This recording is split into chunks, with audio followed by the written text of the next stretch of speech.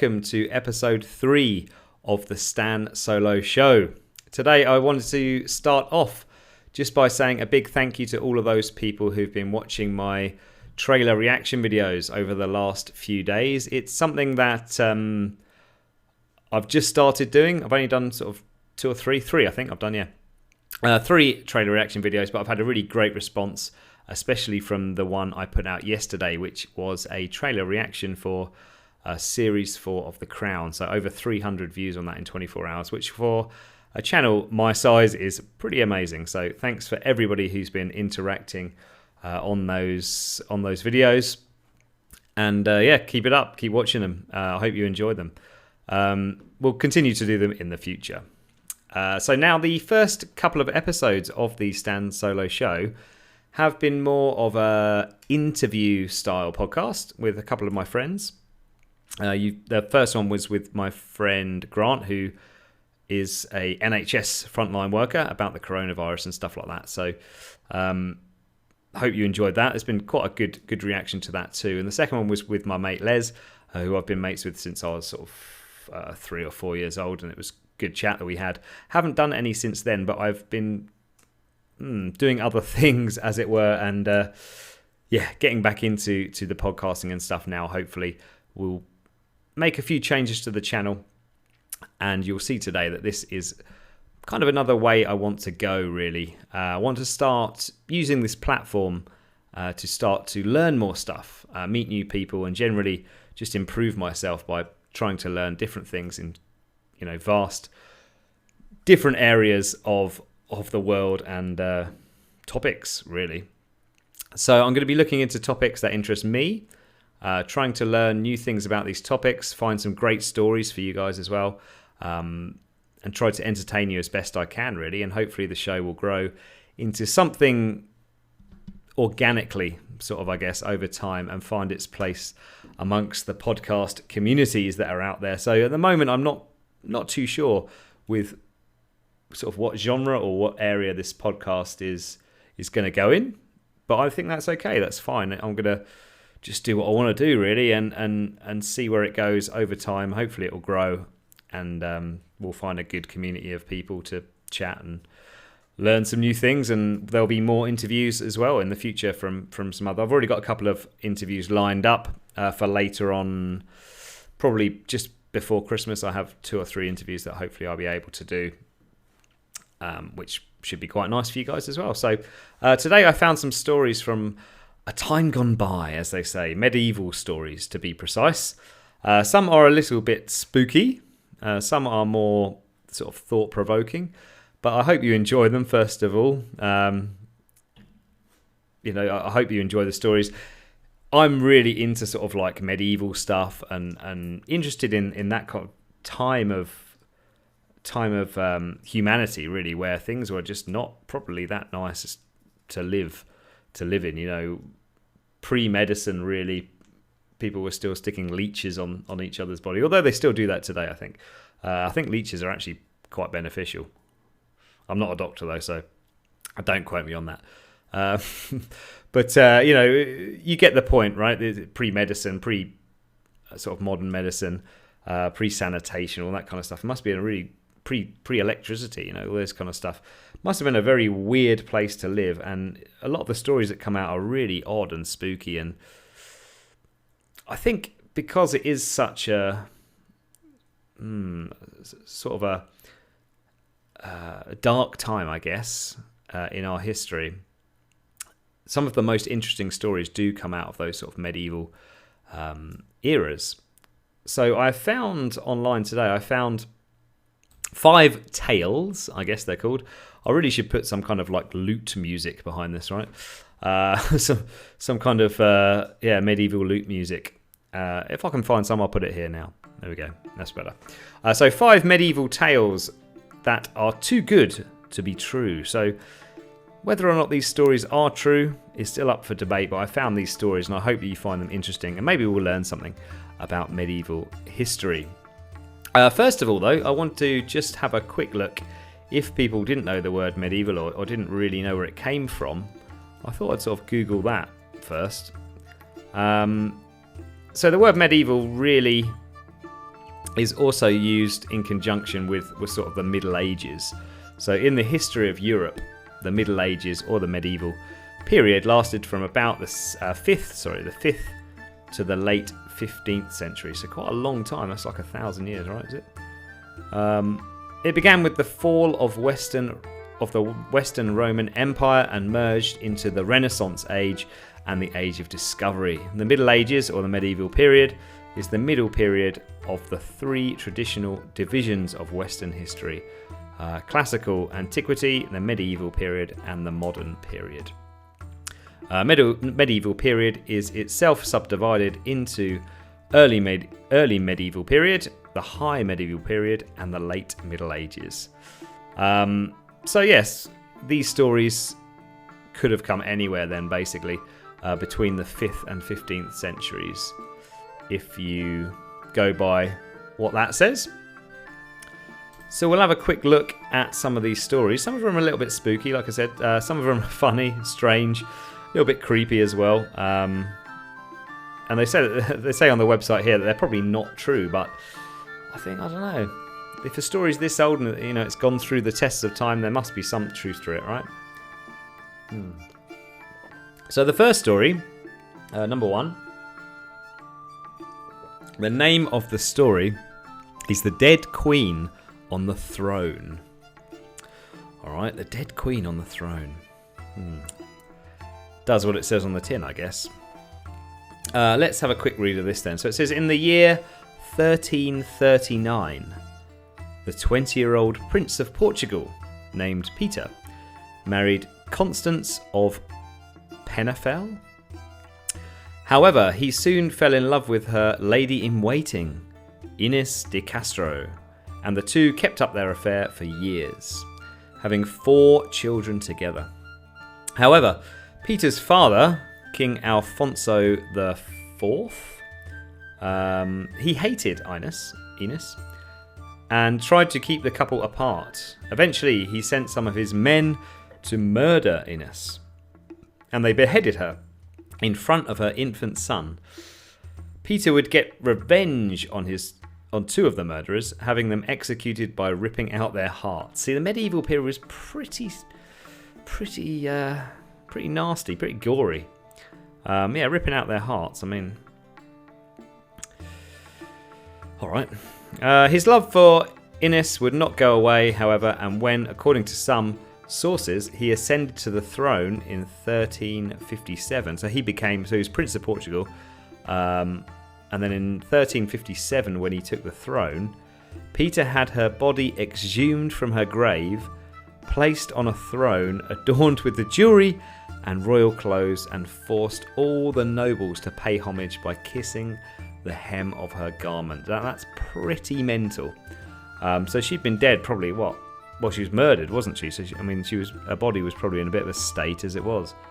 How was she killed? Does it say how she was killed? Tried to keep the couple apart. Eventually sent some of his men to murder her. And they beheaded her, right? They beheaded her in front of her infant son. So I'm not sure what he did with the head, or whether he just put the body on the throne, and he must have just stuck it back on again, I guess, the head. But that's the rumour anyway. The rumour was that he had her grave exhumed, and for some reason put her on a throne, slapped a bit of makeup on her, I guess, put a few golden rings, 5 golden rings, and forced all the nobles to pay homage by kissing the hem of her garments. Not a really nice thing to do, I guess, but he was obviously very, very annoyed with having his mistress murdered, so that was what he did to get some revenge. As with all of these stories, let me know in the comments below if you enjoy the stories. What one is your favourite? Is there any truth to these stories? That kind of stuff. So comments on the YouTube channel if you are watching on YouTube, or if you're listening on the podcast app. I'm sure there's probably some way you can comment, or go ahead to YouTube and check it out. So that's the first one. What do you think about that? The Dead Queen on the Throne. Probably not true, I would say. Don't know. Probably not true. but an interesting story nonetheless. I would say that was a believability. Should we give these some believability scores? Let's give a score for this one. Out of 10, 1 being, or 0 I guess, being it didn't happen, to 10 being this definitely happened. I would give the dead queen on the throne probably a 4.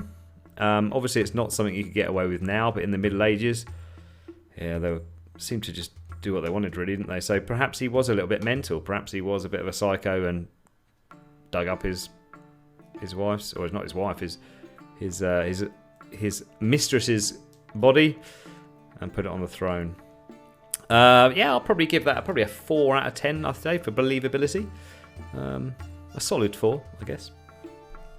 We'll move on. Let's have a look at the next story. So the next one, number 2, the miser's plan to fake his own death. Now, what is a miser? Probably going to look that up first. See, we're learning already. Yeah, one of the main things I wanted to do really with this show is to just try and learn a few things. You know, try and look in areas that you wouldn't sort of look in before. Maybe learn a few things about the world and history and all that kind of stuff. So, miser for me would be like someone saying, "Oh, you old miser," some kind of old guy who kind of plods around and is a bit moody, almost like a Scrooge kind of character, I guess. But let's have a look. Miser is a person who is reluctant to spend, sometimes to the point of foregoing even basic comforts and some necessities in order to hoard money or other possessions. So yeah, basically a Scrooge character. So we might try and use that word at some point in the future. That would be good, wouldn't it? So the second tale then is the miser's plan to fake his own death. So this is a true story in sort of inverted commas of the life and sudden death of old John Overs, the rich ferryman of London. I'm guessing a ferryman is somebody who works on a ferry. Must be. It was first published, this story, in 1637, but purports to be a tale from early medieval times before the London Bridge was built. So 1637, that was not in the medieval period, right? But it purports to be a tale from the early medieval times. John Overs worked as the ferryman, taking people across the Thames from London to Southwark. Is that Southwark? Although he grew rich, the text explains he was a terrible miser, so a Scrooge-like character, acting so cheap that he would not give light from his candles to his neighbours, and that mice and rats would stay away from his home because there was not a bit of food left over. One day he came up with the idea to skip on having to feed his servants a meal. He pretended that he was dead and had himself wrapped in a burial shroud. Odd thing to do, but we'll go with that for the time being. He believed that his servants would be so sad that they would fast for the day, after which John would feign a sudden recovery. Sounds a little bit like one of Baldric's cunning plans. So he basically pretended to be dead, wrapped himself in a burial shroud, and then what was his plan? To sort of wake up and make everybody feel happy again, I guess. However, when the servants heard of his death, they were overjoyed. Breaking open the cupboards, they took out his bread, his cheese and his ale and had a party around the shrouded corpse. Eventually, John Overs was so upset by his servants' actions that he decided to end the charade and chastise them for their waste. As John struggled to get out of his burial shroud, one of his servants saw this and, thinking it was a ghost rising from the dead, immediately grabbed an oar and beat his master to death. The story does not end there, because John Overs had been excommunicated from the church, I guess, for usury. He's been excommunicated from the church for usury, which is what? Usury. Ursery.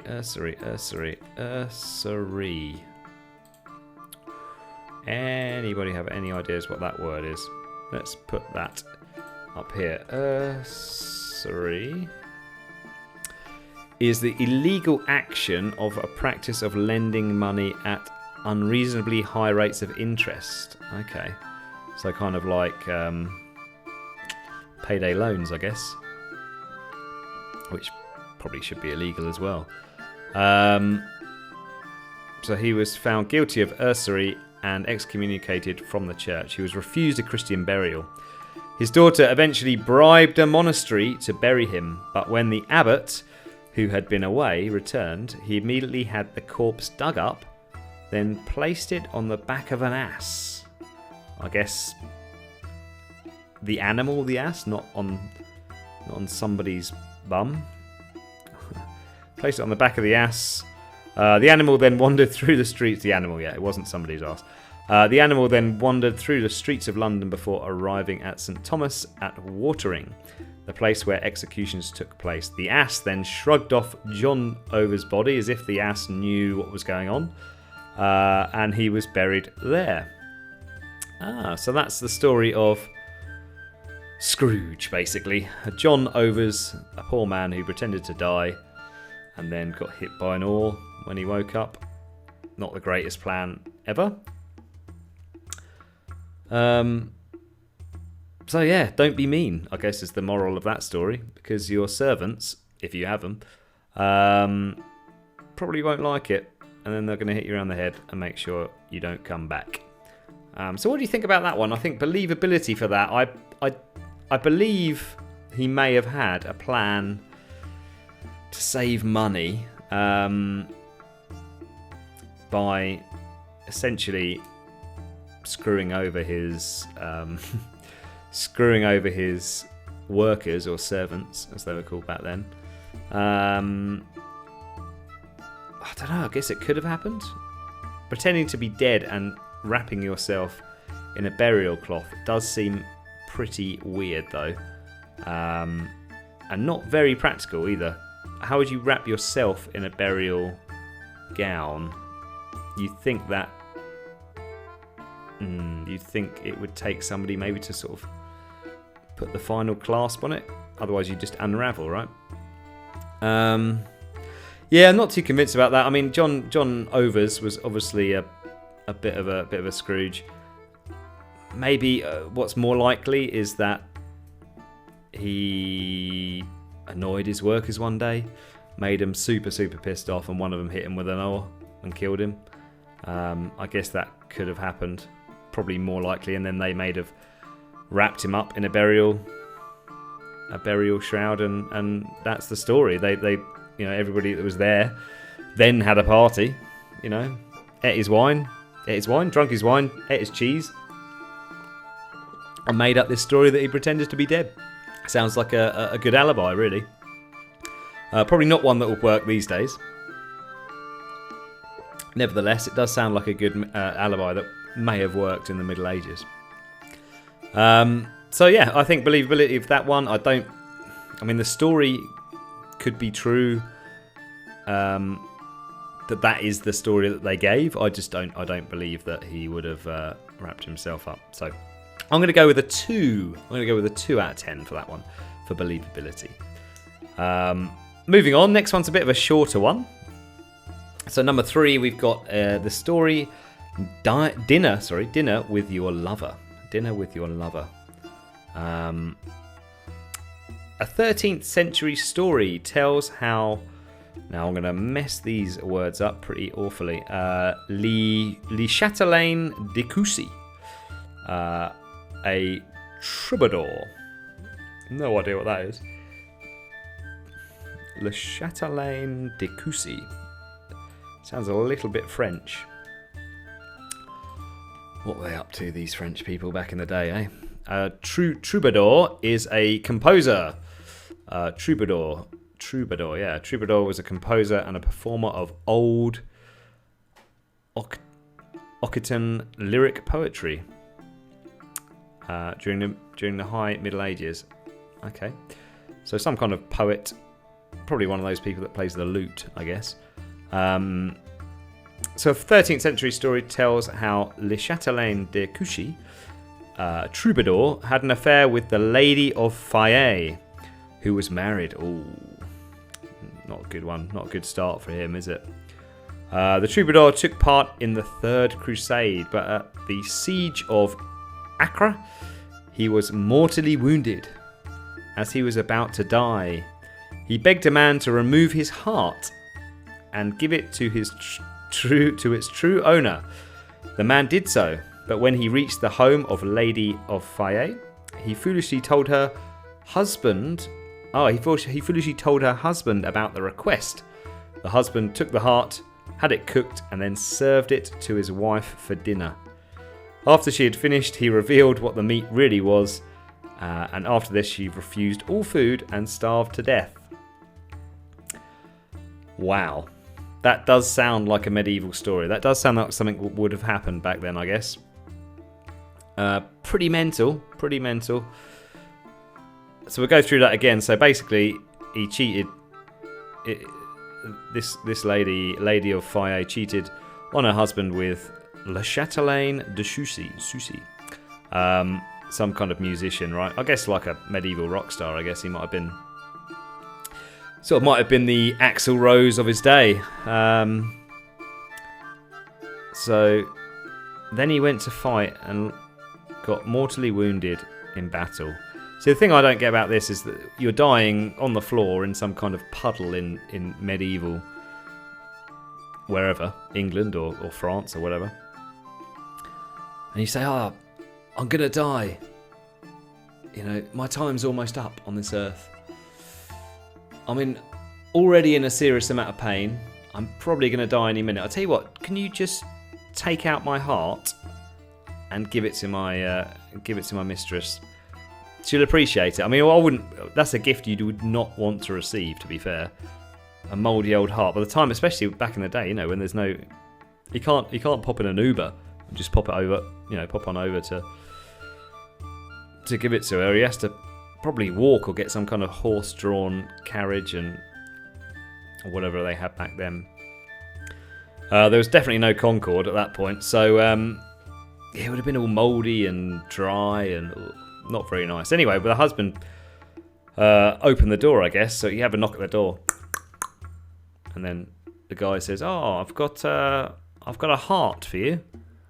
It's come from a man who's knocking off your wife. Do you want it? So then he served it to his wife for dinner. Firstly, he cooked the heart. I guess the story's kind of got weird enough already. So he cooked the heart and then served it to his wife for dinner. And after she'd finished it, she had the juicy meal. She was like, that's nice, that. It's a nice bit of meat. Doesn't taste fully fresh.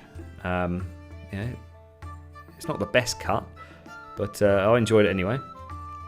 So after she's finished it all, he then told her what the meat really was. And then after that, she refused all food and starved to death. So she just gave it. She was like, nah, that's it. I've had my heart.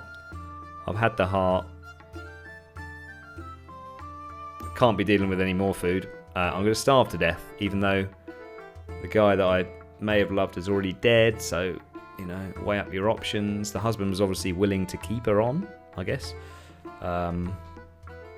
Also, do you... Yeah, you probably don't want to eat meat again for a while, but all food? I don't know. Have a potato. Have a potato. What do we think about that story then? This story, the name of that story was Dinner with Your Lover. That's quite a witty name for that story. Dinner with Your Lover. What do we think about that? I think that's probably more true. I don't know. Is that more true than the previous one? With the guy wrapped himself in a blanket? I guess it is. I think things like this probably happened a lot. I remember there was a story about another medieval story. I can't remember who it was, but a king or a queen, somebody royal, had an affair, and when the husband found out, he went and killed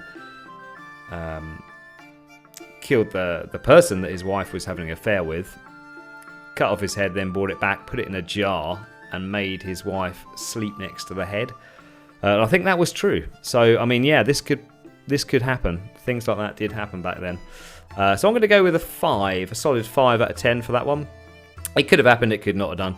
Could be absolute nonsense. So I'm going to go with a solid 5. I'm going to go with a solid 5 for that one. What have we got next? Dinner with your lover. We've got the number 4, the cockamamie plan to destroy London. Cockamamie plan to destroy London. That's not that long either, really. Let's have a look at this one. This story appears in an official government document. So it must be true then. If the government's telling us something's true, yeah, we've got to believe it.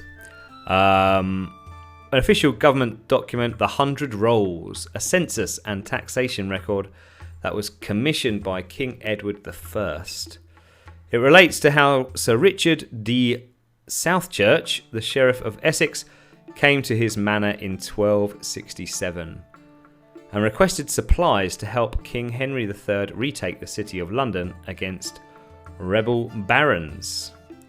While there were no normal requests, like chickens to feed the wounded and ropes for catapults, while there were normal requests, so there were normal requests to have some chickens, always got to have a chicken, to feed the wounded and ropes for catapults, Richard also asked for cocks, 40 and more.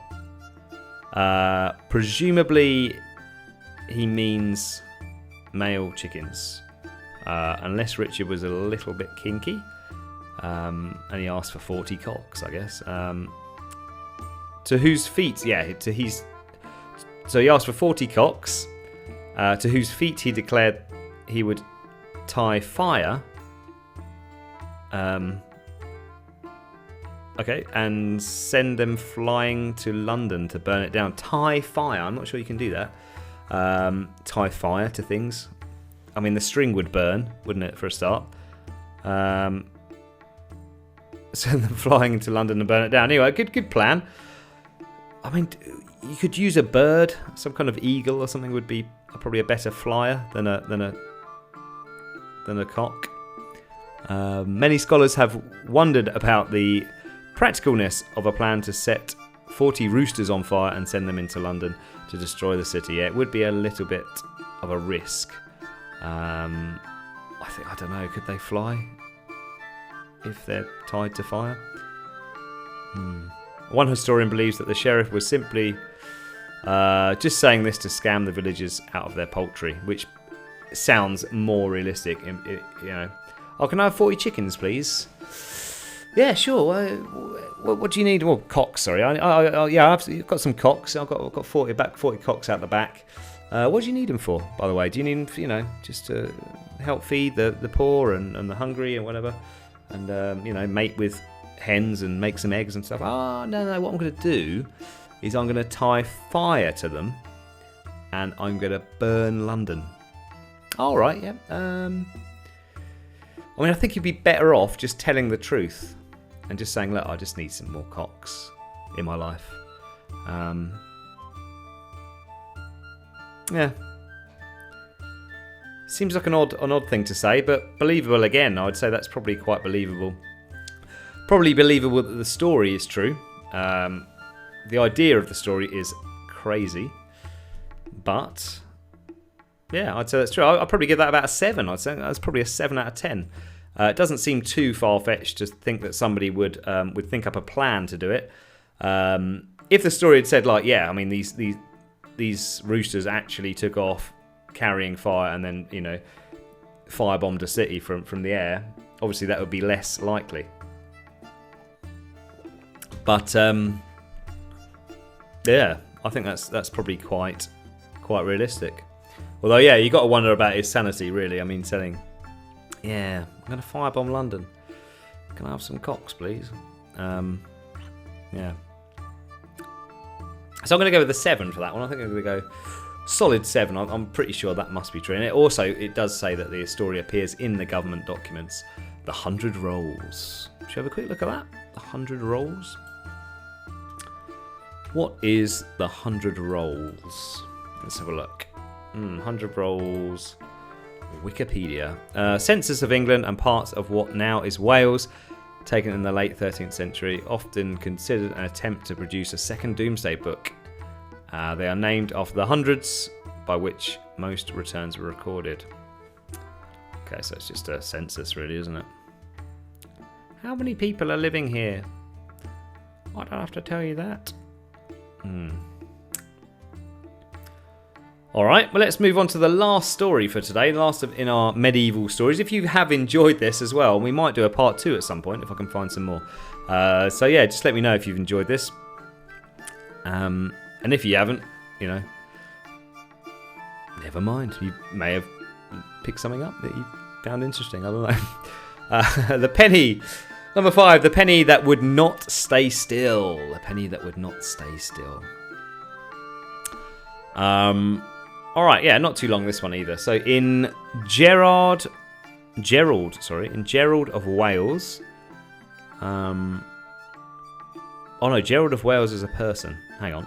In Gerald of Wales's 12th century account, The History and Topography of Ireland, he tells how the city of Dublin was captured by Richard de Clare, Earl of Pembroke.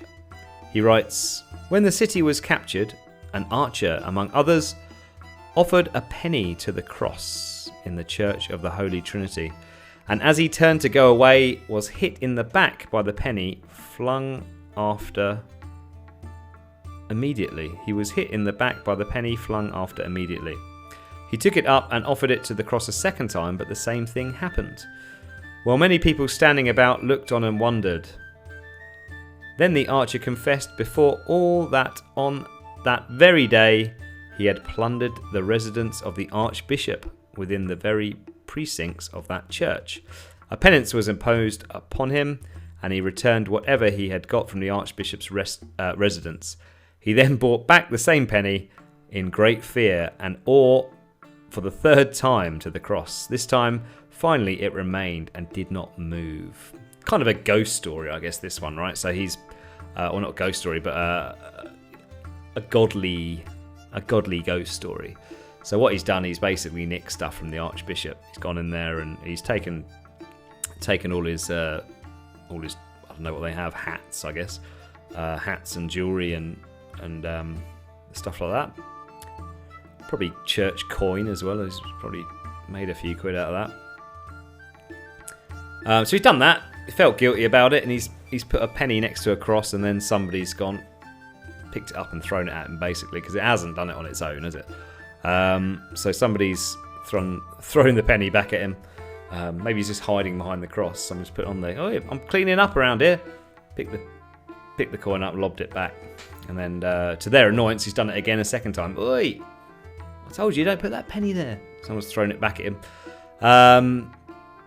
And then that person's probably gone home for the day. They probably work half day or something, cleaning the church in the morning. He's thought, "Oh, this is because of the stuff I've done for the archbishop." So he's given his gold back, given his hats back, given his cloaks back, all that kind of stuff, and then he's gone back in the afternoon when there's nobody around, and he's put the penny back. That would be a more logical conclusion to that story, but it's a nice one to round off. Round off the stories. The penny that would not stay still. I don't believe that whatsoever. I believe the story probably happened. I don't think it was.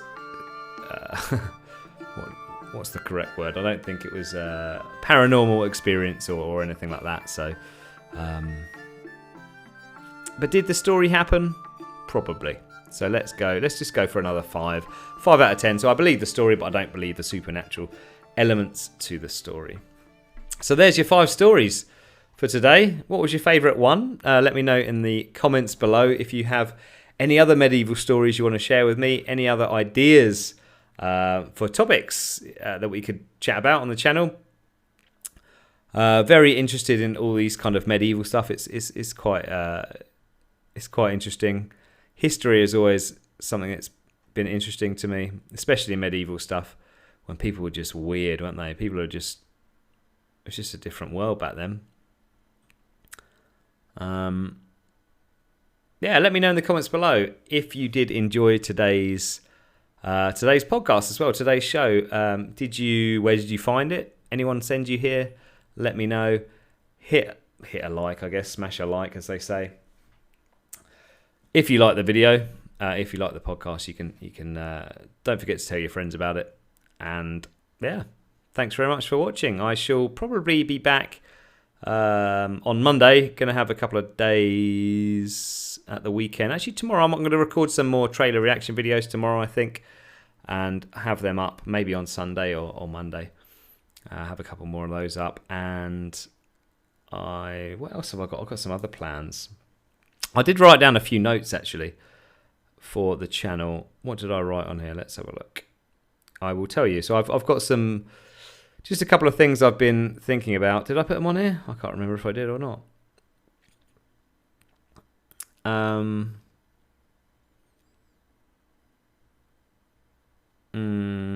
No, I didn't write them on there, did I? Put them on my iPad somewhere.